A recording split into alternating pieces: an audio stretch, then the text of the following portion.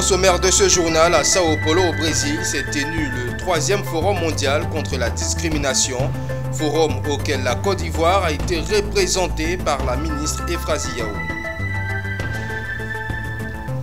C'est avec des objectifs clairs que des hommes et femmes d'affaires ont posé leurs valises en Côte d'Ivoire. Ils ont échangé avec les acteurs du secteur privé ivoirien sur les possibilités d'investissement dans les différents secteurs. Et les fonctionnaires ivoiriens ont été honorés ce week-end lors de la 2e édition des Awards de la fonction publique. Plus de précisions dans cette édition.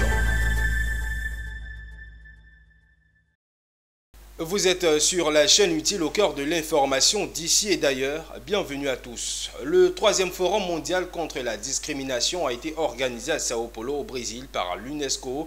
À cette occasion, les communications de la Côte d'Ivoire ont été prononcées par la ministre Euphrasie Yao. Elles ont porté sur le thème « Rompre avec le statu quo, faire progresser la résilience basée sur le genre ». Le reportage de Djekou de Silva commenté par Zainab Dosso.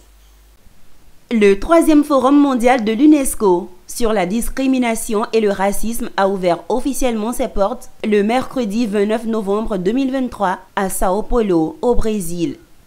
Faire de l'équité et de la justice raciale une priorité des agendas de développement. Tel était le thème central autour duquel ont gravité toutes les articulations. L'objectif de ce 3e forum visait à mener des réflexions sur l'importance de placer les questions du genre, de la discrimination et du racisme au centre de l'élaboration et de la mise en œuvre des stratégies de développement socio-économique. Le premier but, c'est de démontrer que le racisme, la discrimination ne s'arrêtent pas. Et donc, qu'il faut faire beaucoup d'efforts pour adresser ces sujets qui affectent beaucoup de gens, quoi, les femmes, et les afrodescendants, les indigènes. Alors, il faut vraiment avoir cette notion que nous devons faire beaucoup d'efforts pour adresser la question. En termes de solutions novatrices, la méthode COFA a été développée par la ministre Euphrasie Yao en tant que titulaire de la chaire UNESCO aux femmes et pouvoir de décision. La Côte d'Ivoire a fait des progrès en termes de lutte contre les discriminations, puisque le dernier rapport de 2023 montre la Côte d'Ivoire comme le premier pays à avoir le meilleur score de lutte contre les discriminations. Mais ça a été un travail de longue haleine. Nous avons partagé, comme je dis, la chaire UNESCO aux femmes et pouvoirs de décision est une chance pour la Côte d'Ivoire. Et je remercie vraiment l'UNESCO parce que ça fait 17 ans que nous travaillons sur ces questions. C'est un programme de longue haleine. Il faut savoir, vous savez, le 25 novembre, c'était la journée internationale de lutte contre les violences faites aux femmes. Pourquoi? Parce que dans le monde, il y a une femme sur 3 qui subira des violences sexuelles, des violences physiques, des violences mentales, psychologiques dans sa vie. Il faut noter que les participantes à ce 3e forum mondial étaient des responsables gouvernementaux brésiliens, des ministres venant du Népal, du Mexique, du Canada, des États-Unis d'Amérique, du Zimbabwe, de la Côte d'Ivoire et d'autres pays. Nous atterrissons sur les bords de la lagune ébriée avec une forte délégation composée d'une centaine d'hommes et femmes d'affaires et investisseurs belges. Leur objectif est d'investir en Côte d'Ivoire. Une journée d'échange entre les acteurs du secteur privé ivoirien et la mission économique belge s'est tenue ce lundi 4 décembre à Abidjan. Le récit de Walter Kofi et Maru Seri. Côte d'Ivoire, terre d'accueil, terre d'hospitalité et surtout terre d'opportunités. Des opportunités que 81 entreprises belges ont décidé de saisir en s'implantant dans le pays. Issus de divers secteurs dont l'agro-industrie, le BTP ou le numérique, ces entreprises ont été attirées par la meilleure croissance économique sous-régionale, leader mondial en cacao et en cajou, reconnu pour ses nombreux chantiers routiers. Venus avec un éventail de produits et services, ces hommes et ces femmes d'affaires belges entendent contribuer à relever les défis du pays, et cela dans plusieurs secteurs dont la construction, le transport, l'économie numérique, l'agro-industrie, l'économie verte, dans l'eau, l'environnement et les énergies renouvelables. Une délégation qui est particulièrement représentative de ce qu'est la Belgique en 2023, à savoir une économie riche et diversifiée, un pays composé d'entreprises offrant une grande qualité et diversité de produits et de services. Une délégation de 81 entreprises, donc, certaines d'entre elles leaders mondiales dans leur domaine d'activité, qui sont généralement actives partout dans le monde et reconnues pour leur excellence. Le ministre du Commerce et de l'Industrie, Souleymane Diarra Souba, saluant cette initiative, a rappelé un climat des affaires favorable et les potentialités qu'offre la Côte d'Ivoire en termes d'investissement.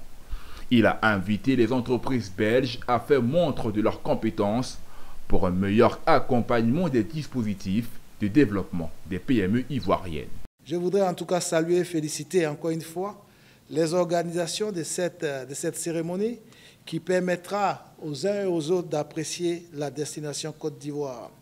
Je voudrais encourager le secteur privé belge à saisir toutes les opportunités qu'offre notre pays en investissant dans tous les secteurs que la Côte d'Ivoire, du fait de son positionnement géographique, constitue une porte d'entrée stratégique sur le continent africain et dans la région ouest africaine en particulier. Ainsi, investir en Côte d'Ivoire, c'est accéder immédiatement au marché de la CEDEAO avec 15 pays de plus de 450 millions d'habitants et également du marché de la zone de libre-échange continentale africaine. Cette mission économique et commerciale belge en Côte d'Ivoire sera meublée d'échanges et de rendez-vous B2B qui devraient s'étendre jusqu'au 6 décembre 2023.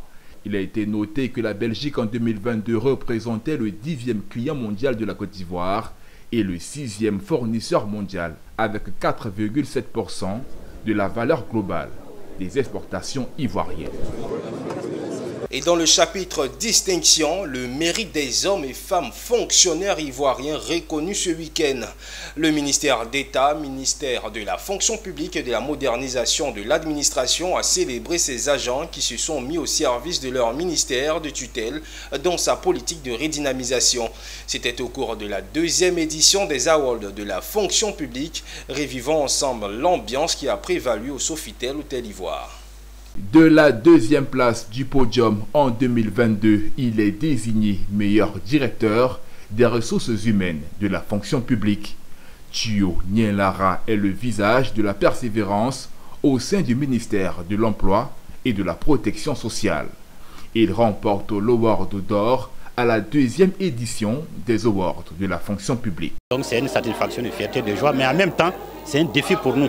Parce que quand vous recevez une distinction, quand vous recevez une décoration, ça vous amène à travailler davantage. Depuis 2021, le ministère de la fonction publique et de la modernisation de l'administration s'est inscrit dans une dynamique de repositionnement du fonctionnaire. Anne-Désirée Ouloto a exprimé sa fierté et sa reconnaissance aux acteurs pour le dévouement à la réalisation de la vision commune. Je suis fier de vous parce que, en très peu de temps, nous l'avons réussi ensemble. Nous avons réussi à repositionner le fonctionnaire. Nous avons réussi à faire en sorte qu'il soit à nouveau respecté. Nous avons réussi à faire en sorte que les jeunes aujourd'hui qui viennent à la fonction publique sont conscients qu'on ne paie pas pour entrer à la fonction publique. Une cérémonie empruntée d'une ambiance conviviale, organisée des mains de maître par le directeur de la fonction publique, salué par les récipiendaires et les partenaires. Un véritable sentiment de fierté. Il faut dire que c'était une belle organisation, une organisation parfaite, à l'image de Madame la ministre d'État.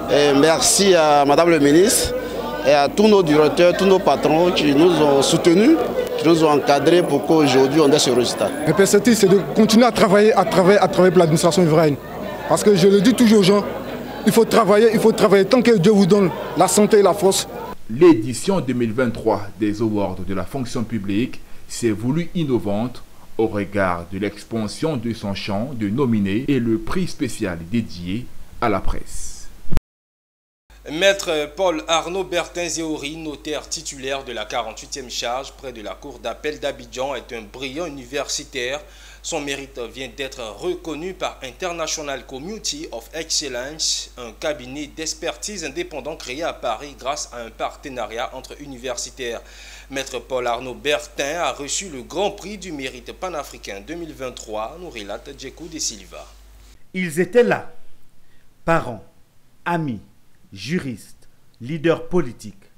Tous sont venus soutenir Maître Paul Arnaud Bertin Zéhouri pour recevoir son prix.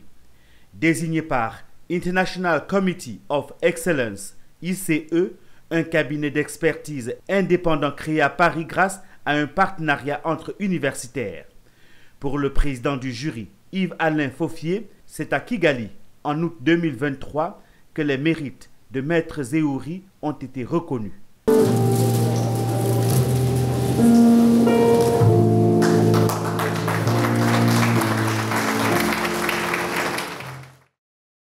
Votre travail méticuleux et votre détermination ont élevé la barre de la profession notariale, montrant à tous que l'excellence est non seulement atteignable, mais est aussi essentielle. J'ai pu compter sur son professionnalisme, son dévouement pour m'aider à traiter des crédits immobiliers dont les conditions foncières étaient vraiment très complexes. Il m'aidait à chaque fois afin de ne pas perdre un seul client et que ces derniers puissent repartir le cœur rempli de joie. Juriste pluridisciplinaire, Maître Zéhouri a travaillé à Paris pour d'éminents cabinets d'avocats, des offices notariaux de renom, avant de créer lui-même le cabinet conseil notarial. Je m'honore d'être distingué pour les pratiques notariales, somme toute le métier que j'exerce au quotidien. Mais cette fois-ci au niveau panafricain, après avoir été déjà distingué au niveau national. Je suis très heureux et c'est un sentiment franc de satisfaction et d'encouragement qui m'anime. J'ai appris ce soir le concernant, me renforce encore ma position et ma fierté. Notons que International Committee of Excellence, dont le siège Zone Afrique est à Yaoundé, est un cabinet d'expertise indépendant créé par les managers et hommes de médias d'Afrique. Après 48 heures d'échanges et d'exposition à la Caisse Table, les journées nationales de la qualité ont pris fin à Abidjan. Ouvertes le 30 novembre 2023, elles se sont refermées avec des distinctions décernées à des personnalités importantes, mais aussi avec sa liste de recommandations et de propositions pour être plus compétitif sur le marché international. Le commentaire de Mondésir Nascimento. Fin de la 10e édition des Journées nationales de la qualité. Initiée par l'APQCI, entendez Association des professionnels de la qualité de Côte d'Ivoire, ce rendez-vous a permis d'échanger avec le secteur public et privé, mais aussi avec les institutions de l'État autour de la valorisation, de la promotion, du positionnement et du développement stratégique de la qualité dans tous les secteurs d'activité en Côte d'Ivoire. Après 2 jours d'échange, la cérémonie de clôture de cet événement majeur a permis de faire des propositions et des recommandations aux autorités ivoiriennes. Lesquelles recommandations ont été rendues publiques par la directrice exécutive adjointe de l'APQCI. Nous recommandons d'accorder à l'APQCI le statut d'association d'utilité publique, d'accorder un appui réglementaire et financier dans le cadre de la mise en place de l'Observatoire national de la qualité, sécurité et environnement, de développer un programme de sensibilisation des populations sur la qualité des produits et services locaux. S'agissant du bilan de cette 10e édition, il est positif à la grande satisfaction des participants, mais aussi de l'organisateur en chef, Dr Georges Bekanti-Nyamien. Au regard des expositions que nous avons pu constater, au regard de la qualité des échanges que nous avons pu constater, nous pouvons affirmer de façon très sincère un point de satisfaction. Mais c'est aussi un point d'alerte et un point d'attention qui devra nous mobiliser davantage à faire en sorte que la promotion de la qualité, la promotion des labels, la promotion des normes soit davantage renforcée au sein de nos administrations publiques, au sein de nos entreprises privées. Des distinctions honorifiques ont été décernées aux personnalités participants et exposants qui continuent de marquer positivement la chose qualité en Côte d'Ivoire, comme ici le DG de la MATCA, fait président d'honneur de l'APQCI. Nous avons un nouveau membre, président d'honneur, sénateur, président, directeur général de la MATCA. C'est un sentiment d'abord de joie et je pense que tout effort est récompensé. Nous avons fait l'effort d'être certifiés, de faire en sorte que notre mutuelle soit certifiée ISO 9001 version 2015 et nous sommes la seule mutuelle d'assurance dans la zone CIMA à être certifiée. Les journées nationales de la qualité, faut-il le souligner, éclairent non seulement le présent mais jettent également les bases d'un avenir meilleur pour la production ivoirienne. En immobilier, le prestataire de services innovatifs New Service Platform a lancé le vendredi dernier au Sofitel Hôtel Ivoire la première édition de son programme Build Together, entendez construire ensemble en présence des acteurs de l'immobilier. Il s'agit pour INSP Construction de présenter son catalogue de services afin de satisfaire sa clientèle. Ce lancement s'est fait à travers un panel sur le thème « La satisfaction des clients dans l'immobilier ». Quelle offre et quel accompagnement? Le compte-rendu de Pierre Tebeu et Richard Akiki. Pour la première édition de son programme Build Together, Innovative New Service Platform INSP a préféré communiquer autour d'un panel. Le thème en disait long. La satisfaction du client dans l'immobilier, quelle offre et quel accompagnement? Un thème qui évoque deux problématiques. La qualité de l'accompagnement par des spécialistes du secteur et les offres pour l'acquéreur qui, une fois de plus, doit être conseillé et accompagné. Aujourd'hui, sur le marché, il existe de nombreux promoteurs immobiliers, mais tout acquéreur doit se prémunir de certains réflexes. Les panélistes ont relevé la facilité à disposer d'un conseil immobilier actuellement sur le marché en Côte d'Ivoire pour faire de bonnes affaires. Pour les différents intervenants, l'accompagnement reste la clé dans le secteur si l'acquéreur ne veut pas être grugé et tomber dans le piège des faux agents immobiliers. Le conseil que je peux dire, c'est d'abord de vérifier l'authenticité, vérifier la fiabilité du promoteur et pourquoi même ne vérifier jusqu'au niveau de nos instances de tutelle, l'agrément, les titres fonciers et tout avant de s'engager. Les qualités de ce projet, en particulier, que ce soit en termes de crédibilité, que ce soit en termes de taille, que ce soit en termes... Bref, l'offre semble plus réalisable et plus réaliste. Ce nouveau programme immobilier débute en janvier 2024 et s'ouvrira aux corporates. INSP Construction veut faire la différence dans son domaine. Et donc derrière, nous allons sur des projets ponctuels qui, ma foi, ont ce qu'on va appeler un ROI, donc assez court, et qui permettent aussi aux souscripteurs de souffler, donc de rentrer en possession de, on va dire, son achat dans un délai, on va dire, raisonnable, donc en moins de 12 mois. Bon, pour le moment, je dirais que nous restons sur du mid-level. Donc, comme nous l'avons dit tantôt, des appartements, des T4 et aussi des villas, et donc qui permettent certaines commodités. Donc, pour une famille, je dirais modeste, ma foi, peut effectivement souscrire ou même peut habiter.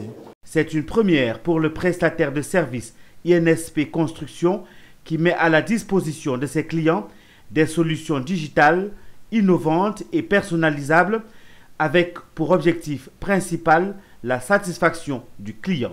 INSP intervient dans les domaines des télécoms, de bâtiments et travaux publics et de la formation.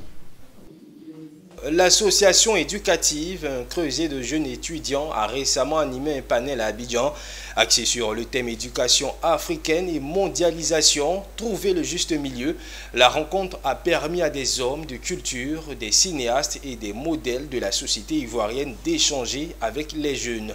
Cette rencontre s'est voulue une invite à la jeunesse pour retrouver le chemin des valeurs africaines. Suivez.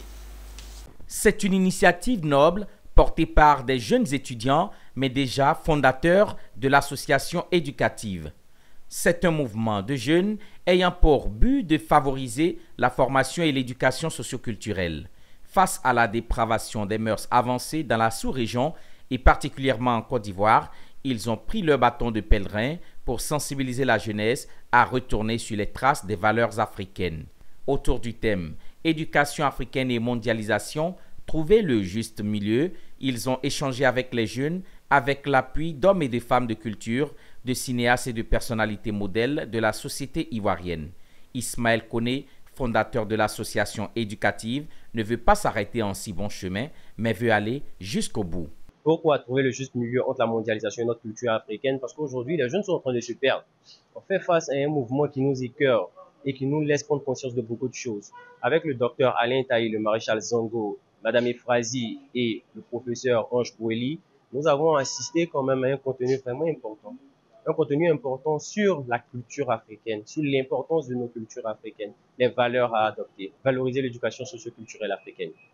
Déjà ça à la base. Amener les jeunes à comprendre que notre culture est meilleure et qu'on n'a pas besoin d'emprunter ailleurs. Nos actions futures, ce sera principalement d'aller dans les établissements pour parler de culture, parce que la jeunesse, ça commence déjà par les plus petits et ce sont ceux-là qui pourront promouvoir la chose demain. Cette rencontre s'est voulue une invite à la jeunesse pour retrouver le chemin des valeurs africaines. Et les différents panélistes étaient aussi enthousiasmés de transmettre aux générations montantes les vertus qu'ils ont reçues. Parce que la culture, c'est notre essence, c'est notre identité. Un enfant sans culture est un zèbre sans zébrure, sans rayures. Et donc, c'est important d'être enraciné dans sa culture, dans un monde mondialisé.